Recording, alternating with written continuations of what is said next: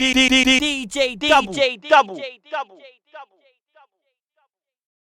I got Juicewrld in the building. Yo, what's good? What's poppin'? What's going on, man?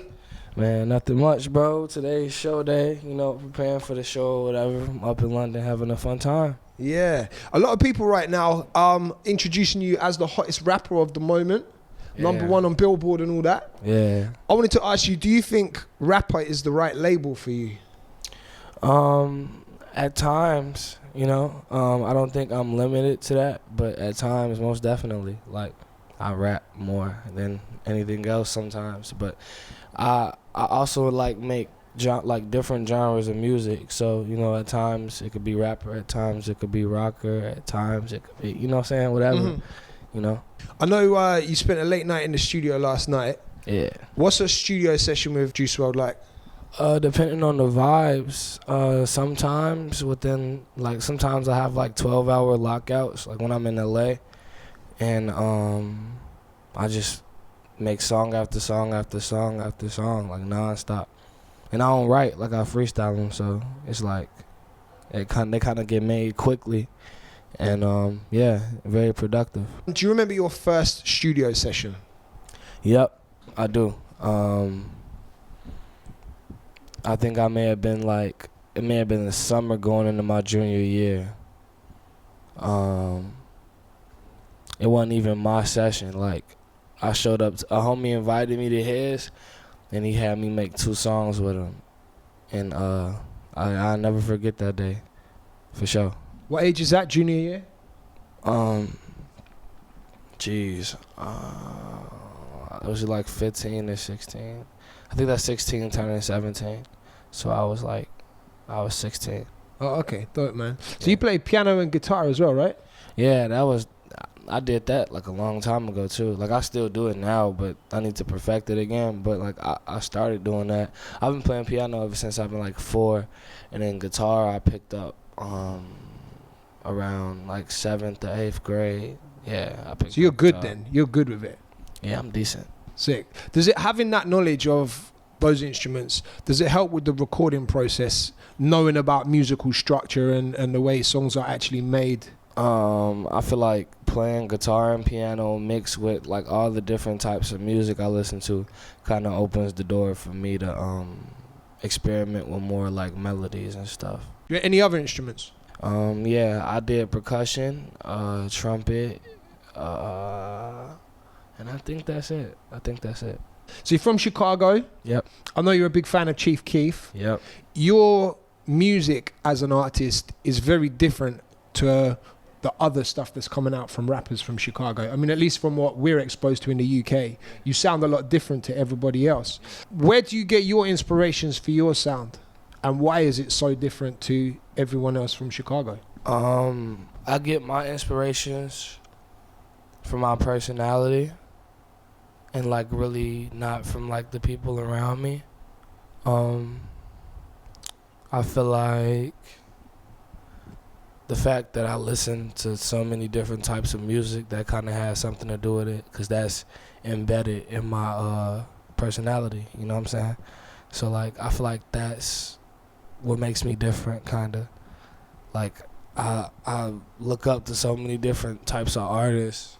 It's I don't really got no choice but to come out sounding different, I guess, than everybody else.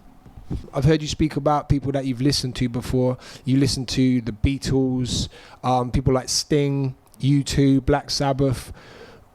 Being as young as you are and coming from Chicago, who exposed you to that music? Where did you find that stuff?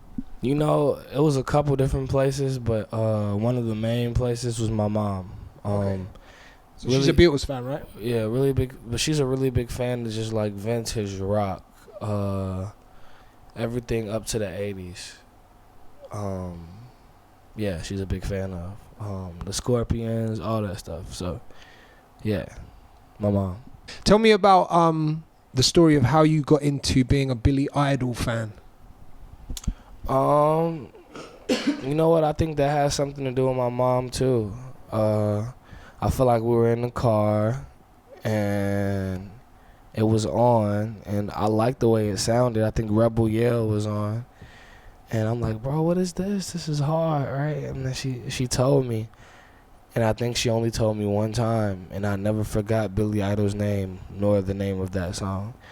And then eventually I started diving deeper into it, like dancing with myself. You know what I'm just saying? Like, all, like, just diving into his other songs. And, yeah, that's how I started. So talk to me about how Tupac's acting career influenced your name. Juice was my favorite movie for a while, for a long time. It still is. I mean, I feel like I could still watch it on repeat. But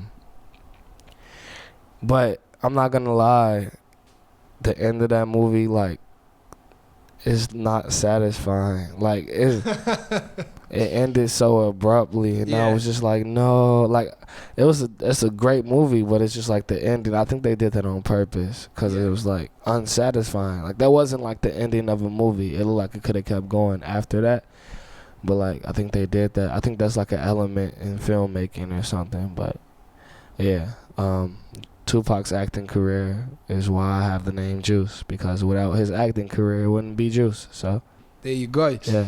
Originally Juice the Kid, right? Yep. How and why did it evolve from Juice the Kid into Juicewrld? When I was in this group chat with these two producers that I was working with at the time, and we all just kept saying, like, I need a new name, I need a new name, I need a new name. Like, you know, they were saying I needed a new name, and like, I'm agreeing with them. And I got World from my handle, from one of my social media handles, and I couldn't spell it like World is like actually spelled, cause somebody already had that name. Right. So like, it ended up being WRLD, and then I think that just stuck. I was like, you know what, how about I just change my name to Juicewrld? And then it was that. Yeah. And I didn't even have to tell nobody. Like, people just started calling me that off of reflex. And what's the relevance of 999? 999 represents taking whatever negative situation, whatever hell that you're in, and turning it into something positive and using it to push forward through your life. Okay, why those numbers specifically? Because some people, whoever believes in like in God or whatever, whoever believes something that's related to like the Christian faith or whatever, 666 is like the mark of the beast, and that's supposed to be like, that's like hell. That's anything like related to like hell and stuff like that. So like 999 represents taking whatever hell you're in and like flipping it over to something positive. That's also the name of the mixtape, right? Yep. The mixtape that features Lucid Dreams. Yep. Number one on Billboard. Crazy. There we go. Did you expect Lucid Dreams to do what it has done? Not at all. Not at all. I didn't think that was gonna be the song. Not putting down any of my music, but like, I just thought that, I mean, really, I thought Moonlight was gonna be the song like to take off, but like every other song, it sounded good, so I just put it on there. Like, I didn't really, make a prejudgment on any other one besides Moonlight. What point did you realize that this is starting to get really big? When the numbers jumped in front of everybody else's, and that was before, not everybody else's, every other song on the tape. And that was before stuff really even picked up for real. I was still at the crib when the numbers was jumping up crazy. I think I was at the crib when it got 1 million. No type of promotion, no none of that, just off the strength of people sharing it. Mm. And so what numbers were you used to getting then? I was getting like 10,000 in 4 days. I was happy with like 100,000, 200,000 in total. Right. You know what I'm saying? So when it reached 1 million, it's like... like, what? We've got something here. Yeah. Because of the success of Lucid Dreams, do you feel under pressure to follow it up with a next song and keep that success level up? I don't feel any pressure at all. Music has, and I feel like it will remain as a fun thing to do. and I don't think pressure is involved with fun. Maybe in certain situations, you know, like I feel like if you play basketball or something, pressure is like fun because that's like a part of like, I guess, adrenaline and trying to compete. But as far as me competing with myself and trying to like best myself, I feel like that just comes naturally. Because, you know, life is all about like growth and evolving. So, nah, I feel no pressure. I feel like it'll just happen. I think it already happened, but it'll continue to happen.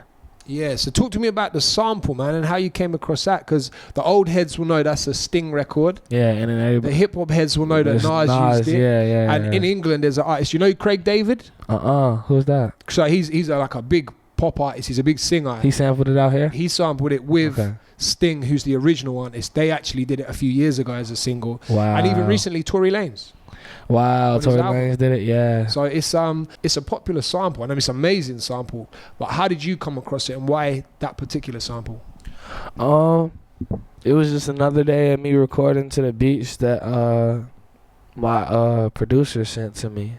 And then when I was writing to it, I was in my family room. That's where like the big stereo system's at. And, you know, I blasted it, you know, just listening to the beat. And my mom comes downstairs. She's like, "That's Sting. What do you know about Sting?" I didn't know anything about Sting. But she told me the name of the song was like "Key to My Heart." It's something like that. I looked it up, listened to it, loved it. Added a couple more of their songs to my playlist, right? And then I wrote Lucid Dreams in like 20 minutes. You wrote it in 20 minutes? Yeah. Wow. Definitely your most successful song to date. Yeah. Is it the best one?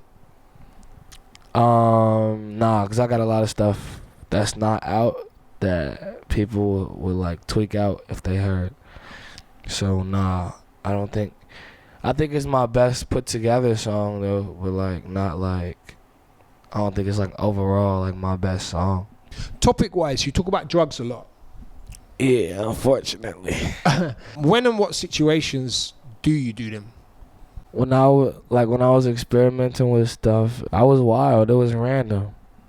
Not condoning this or nothing. I used to walk through high school like that. In the studios like that. I don't know. I used to be wild. I just like the feeling of it, you know. Like I don't know. Was it like creative situations? Did you find it? Did it help write the music? Like, you know, some people when they smoke, they'll smoke if they're making music. So yeah, I've wrote a couple times when I've been like high off like weed, but like not like that. Most of the times when I wrote back then, it was sober. But freestyling, high like off weed, that's like it kind of opens the door for you to be more creative in a sense. I think it helps you think less and vibe more. And that, you know, opens the door for you to be more creative and free with what you're saying. So, yeah. And talking of freestyling, I heard you recorded like a marathon freestyle recently. Yeah. Like an hour and 15 minutes or something crazy. On Westwood, and then I went on Sloth's show. Yeah. And then I did another one. And then he wants me to do Fire in the Booth. So you got a Fire in the Booth on the way as well. Yeah. That's very dope, man, because a lot of American artists, they're not really into that now. They're a little bit scared to get into the freestyle. Yeah, I mean, you can't like, I feel like that's kind of, with me personally, I don't care, like, okay, I care about like hip hop's history and stuff, obviously, because of like the people I look up to. But like me personally, that's like my history. Like that's how I started, like freestyling and stuff. So I have really no choice but to make sure that stays alive in my career. That's why I freestyle the music I record now. Yeah. So like it is alive in my career, but I'm making sure that it stays like that. That's dope, man. Right, the last one. Dead or alive, any artist ever, who would you most like to collaborate with? Somebody that I didn't get to collab with yet, that I wanted to. Can I pick 2 people? Yep. Lil Peep and xxxtentacion. R.I.P. For sure. So you dropped the Legends track recently as well. Yeah. A lot of people got a lot to say about, I guess, that subject. I can't even, like, I feel like a lot of people lie too, like, about where they stood with those people. I did not know Lil Peep at all. Never met anybody close to him, none of that. I had maybe 3 or 4 deep conversations with X via FaceTime. A couple conversations through text. I mean, we planned on like linking up and just like chilling or whatever. Never happened. But everything he said, whether I agree with it or not, from his standpoint, was advice, and it was positive. So I can't say that he said anything negative or anything to me. Never put me down. Always was trying to, like, he was trying to say what was like best for me and stuff. So like, man, that's like one of the realest. That was one of the realest people like in the industry.